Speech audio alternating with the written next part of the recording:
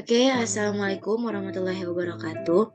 Di sini kami akan mempresentasikan mengenai tugas akhir dari mata kuliah Rekayasa Perangkat Lunak, yaitu mengenai sistem informasi yang sudah kami buat dengan judul peduli.com.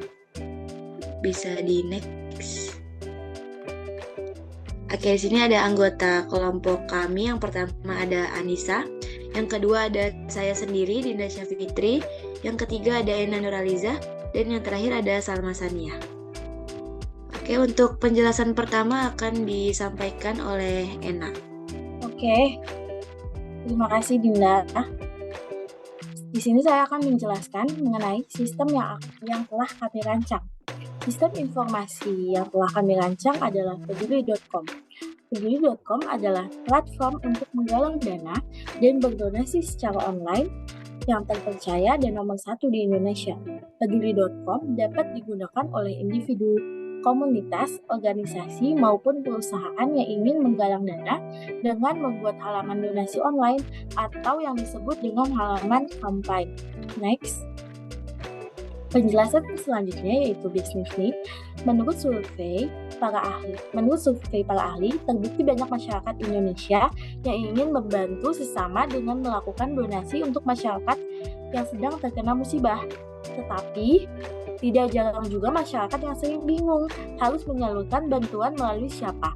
Dengan adanya peduli.com, seluruh masyarakat yang jauh, bahkan di luar pulau pun bisa ikut berdonasi. Dengan begitu, tidak ada lagi halangan jarak, waktu, dan tempat untuk masyarakat menyalurkan donasi. Next. Pembahasan selanjutnya yaitu business recruitment. Fungsional rekrutmen aplikasi kami yaitu user dapat melihat kategori bantuan yang ada, user dapat melihat atau membaca deskripsi bantuan dan siapa yang menggalang dana terhadap donasi yang sudah dipilih. User dapat melihat rincian penggunaan dana dan melihat riwayat transaksi. Selanjutnya, user dapat melihat dan membalas komentar dari user lain. User dapat memberi like terhadap topik bantuan. User dapat melihat profil penggalangan dana. User dapat memberikan donasi, memasukkan jumlah donasi, dan melihat statusnya. User dapat memilih dari bank atau sumber dana lainnya. User dapat notifikasi dari penarikan dana terhadap donasi yang sudah dipilih. Selanjutnya, admin dapat mengelola user pengguna, admin dapat mengelola kategori bantuan, dan yang terakhir, admin dapat mengelola donasi. Next.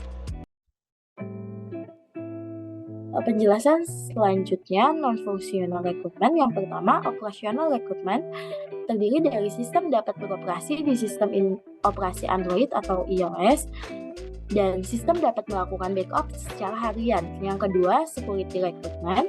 User yang ingin membuat galang dana harus mengisi formulir. Setelah melakukan donasi tetapi tidak melakukan transaksi akan berstatus batal. Dan yang terakhir, hanya metode pembayaran yang valid yang akan muncul di sistem. Yang ketiga yaitu performance recruitment. Terdiri dari sistem akan menampilkan status berhasil atau tidaknya donasi. Next. Penjelasan mengenai business value. Yang pertama, intangible yang terdiri dari kepuasan pengguna peduli.com dapat meningkat karena pengguna bisa berdonasi menggunakan layanan peduli.com secara instan. Yang kedua, aplikasi peduli.com telah menjadi jembatan kebaikan dan wadah gotong royong masyarakat Indonesia. Yang ketiga, pilihan pembayaran peduli.com cukup banyak dan bervariasi. Yang terakhir yaitu fleksibel. Pembuat dapat mencairkan donasi kapan saja ketika dibutuhkan. Yang kedua di sini ada tangible.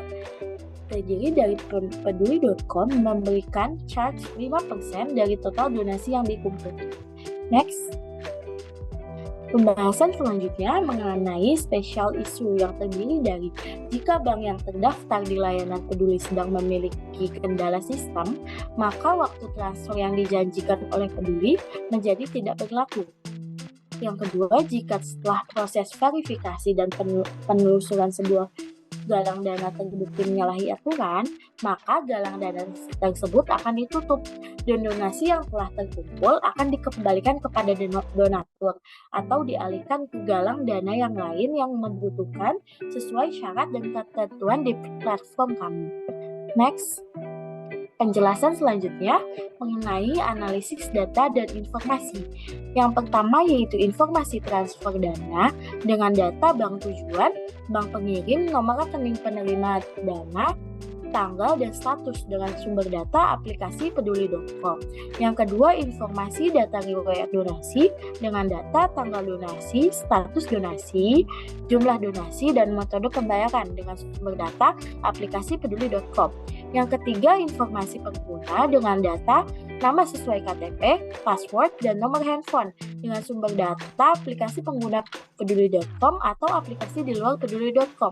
Yang keempat, daftar penggalangan dana dengan data nama bank tujuan, nomor rekening, dan nomor rekening dengan sumber data aplikasi peduli.com. Yang kelima yaitu informasi daftar donasi dengan data nama donasi dan deskripsi dengan sumber data aplikasi peduli.com.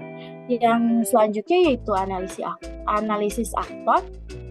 Aktor yang pertama yaitu pengguna dengan deskripsi merupakan aktor yang telah terverifikasi dapat menggunakan aplikasi peduli.com untuk melakukan donasi dan membuka donasi baru.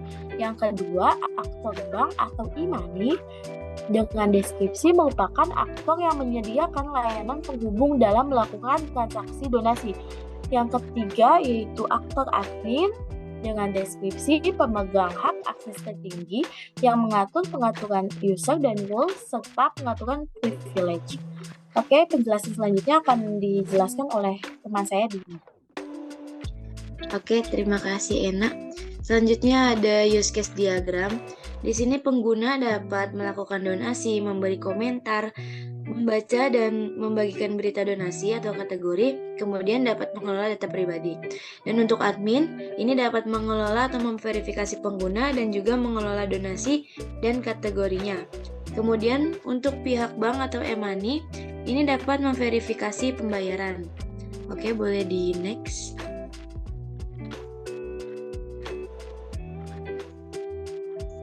Oke, di sini ada beberapa use case description. Yang pertama ada pengguna mengirim donasi, di mana business aktornya ada pengguna, kemudian deskripsinya. Use case ini menjelaskan tentang bagaimana aktor pengguna melakukan donasi dengan sistem peduli.com. Lalu, admin mengelola data user. Business aktornya admin, dengan deskripsi use case ini menjelaskan tentang bagaimana aktor admin melakukan pengelolaan user. Oke, boleh di next.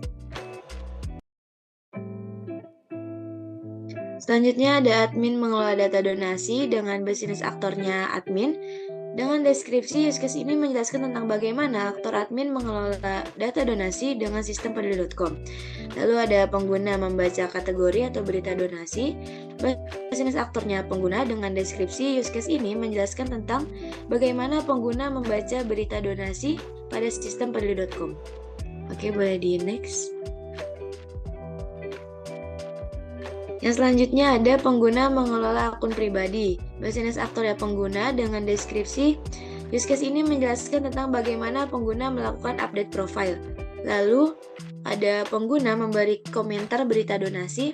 Business aktornya ada pengguna, dengan deskripsi use case ini menjelaskan tentang bagaimana aktor pengguna memberikan komentar terhadap suatu berita donasi.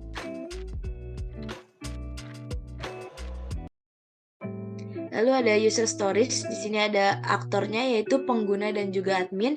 Kemudian perform some task-nya ada mengirim uang donasi, memberi komentar, membaca dan membagikan berita donasi, mengelola data pribadi, mengelola data donasi, mengelola pengguna, dan juga ada achieve goal-nya.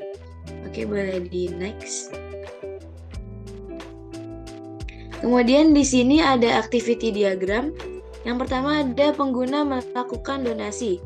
Di sini pengguna memilih berita donasi, kemudian sistem menampilkan deskripsi berita donasi. Lalu sistem dapat menampilkan, kita bisa memilih berdonasi atau tidak. Jika tidak, maka sistem akan keluar. Jika iya, sistem menampilkan jumlah donasi. Pengguna dapat memilih jumlah donasi, Kemudian sistem menampilkan keterangan terkait transaksi donasi. Lalu sistem menampilkan metode pembayaran. Pengguna memilih metode pembayaran. Lalu pihak bank atau e-money mengkonfirmasi pembayaran. Jika saldo tidak cukup, maka sistem akan keluar dan juga menampilkan status pembayaran gagal. Jika saldo cukup, maka menampilkan status pembayaran berhasil. Lalu ada memilih berita donasi. Di sini pengguna membuka aplikasi Peduli, lalu sistem menampilkan berita dan kategori, lalu pengguna memilih berita donasi yang ingin dibaca. Kemudian sistem menampilkan berita donasi yang dipilih. Oke, boleh di next.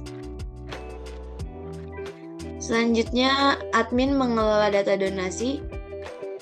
Oke, di sini admin dapat membuka aplikasi, kemudian login sebagai admin. Lalu cek status admin.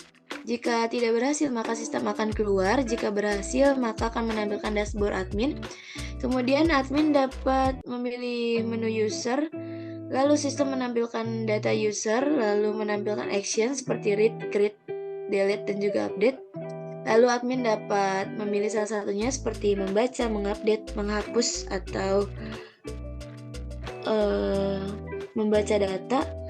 Kemudian sistem dapat mengkonfirmasi data yang telah dikelola. Jika tidak, maka sistem akan keluar. Jika iya, maka sistem dapat mengirim status data berhasil diupdate. Lalu ada pengguna mengupdate profile.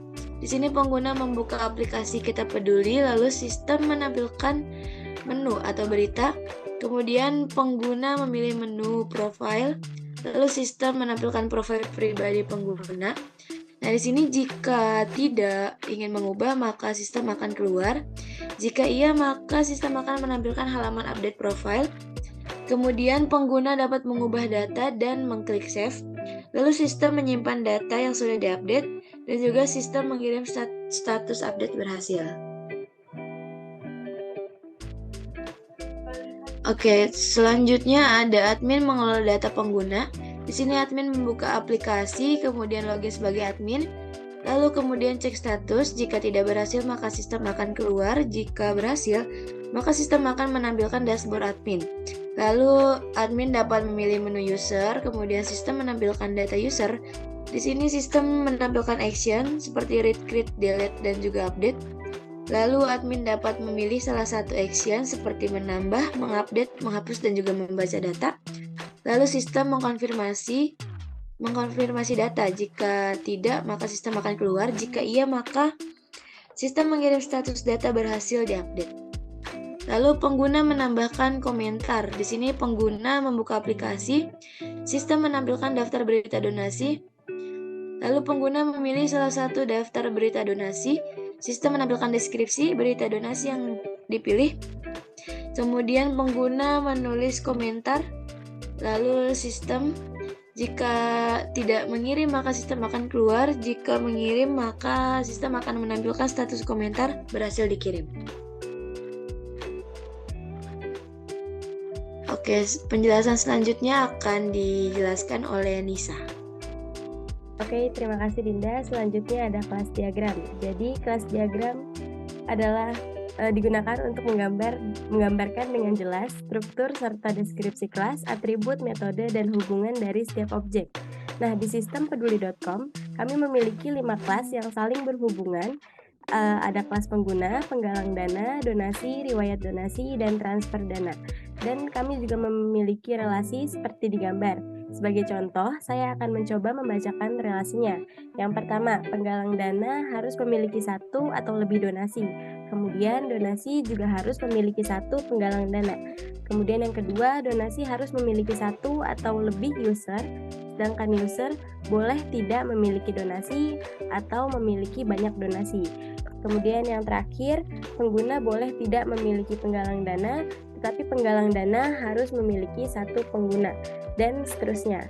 Oke, boleh di next.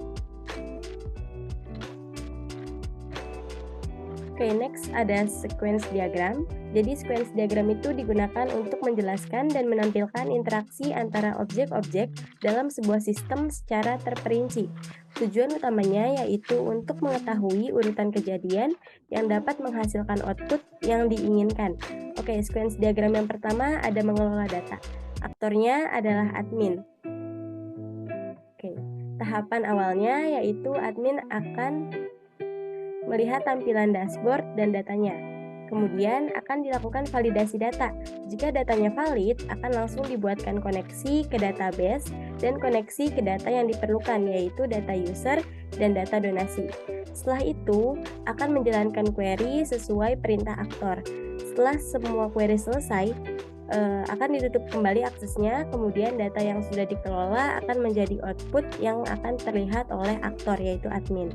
Nah, diagram sequence yang lainnya juga sama tahapannya, jadi saya akan bacakan aja daftar diagram sequence-nya. Oke, diagram sequence yang kedua itu ada mengelola data pribadi atau update profile yang akan dilakukan oleh pengguna. Next. Diagram sequence yang ketiga yaitu pengguna membaca berita donasi. Kemudian selanjutnya ada diagram sequence mengenai pengguna memberi komentar. Oke, next. Terakhir, pengguna melakukan donasi atau pembayaran. Oke, next. Selanjutnya ada Entity Relationship Diagram atau ERD. Di sini kami memiliki 5 tabel. Yang pertama ada tabel donasi yang memiliki relasi one to many terhadap tabel riwayat donasi. Kemudian tabel penggalang dana memiliki relasi one to many juga terhadap donasi. Kemudian ada tabel pengguna yang memiliki relasi one to many terhadap tabel riwayat donasi dan tabel transfer dana. Dan yang terakhir, pengguna memiliki relasi juga terhadap penggalang dana yaitu one to one. Oke, next. Oke, selanjutnya ada matriks kewenangan data dan informasi. Yang pertama ada aktor admin dengan informasi memverifikasi pengguna dengan kewenangan create, read, update, delete dengan sifat data yang all. Kemudian ada aktor pengguna dengan informasi transfer dana donasi dengan kewenangan create dan read. Yang ketiga ada aktor pengguna dengan informasi komentar dengan kewenangan data yaitu create, read, update, delete. Dan yang keempat ada aktor pengguna juga dengan informasi membaca dan membagikan berita donasi dengan kewenangan read. Selanjutnya ada aktor pengguna juga dengan informasi mengelola data pribadi dengan kewenangan create, read, update, delete. Dan yang selanjutnya ada aktor admin dengan informasi mengelola donasi dengan kewenangan create, read, update, delete. Dan yang terakhir ada aktor pihak bank atau e-money. Informasinya yaitu memverifikasi transfer dana dan kewenangannya itu hanya read. Oke, next.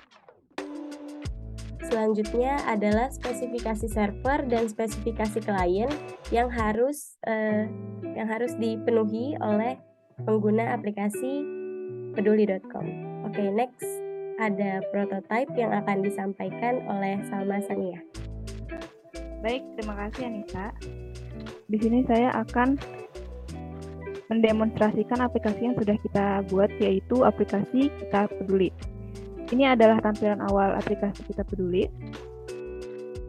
Di sini kita bisa memilih mau mulai donasi atau ingin menggalang dana. Jika kita ingin mulai donasi, klik mulai donasi dan kita akan diarahkan ke halaman masuk atau daftar. Jika kita sudah memiliki akun aplikasi Kita Peduli, klik masuk dan tulis username dan password.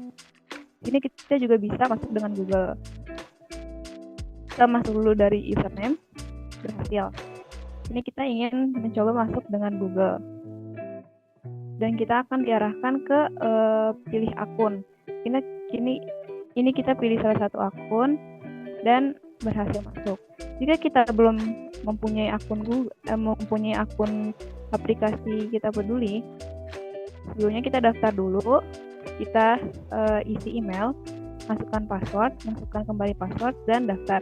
Di sini juga kita bisa daftar melalui Google. Ini kita daftar, lengkapi data akun, nama lengkap, nomor handphone, dan kode referral. Selanjutnya, akunmu berhasil masuk. Kita ingin mencoba masuk dengan menggunakan daftar Google ya. Ini kita diarahkan ke halaman pilih akun, pilih salah satu akun, dan akunmu berhasil masuk. Ini adalah halaman beranda. Di halaman beranda ini ada fitur donasi, galang dana, dan fitur tambahan yang di bawah ini ada donasi saya, notifikasi, dan akun. Jika kita ingin berdonasi, klik donasi, dan kita akan diarahkan ke halaman donasi. Di sini adalah berita-berita yang ingin kita donasikan. Misalkan kita ingin donasi berita yang ini. Ini adalah detail berita donasi yang ingin kita donasikan. Jika fix ingin berdonasi, kita klik donasi sekarang dan akan diarahkan ke pilih nominal donasi. Kita bisa pilih nominal donasi dan kita juga bisa menentukan nominal donasi yang ingin kita donasikan. Selanjutnya, lanjut ke pembayaran. Di sini kita bisa memilih metode pembayaran, tapi di sini kita sudah memilih metode pembayaran Shopify dan bisa lanjut ke pembayaran. Nah, di sini kita diarahkan ke aplikasi Shopify-nya langsung dengan nominal yang sudah tadi kita tentukan. Bisa dilanjutkan. Nah, ini adalah rincian pembayarannya. Selanjut dibayar, dan pembayaran donasi kamu berhasil. Setelah itu, akan balik lagi ke fitur donasi saya. Nah, di fitur donasi saya ini adalah berita-berita atau riwayat donasi yang sebelumnya sudah kita donasikan. Lanjut lagi ke beranda. Jika kita ingin menggalang dana, kita klik galang dana dan akan diarahkan ke halaman galang dana. Kita scroll, ini ada cara bagaimana menggalang dana di Kita Peduli. Jika sudah membacanya dan fix ingin menggalang dana, klik galang dana sekarang, dan kita diharuskan memilih kategori dan menulis berapa jumlah penerima manfaat yang dituju.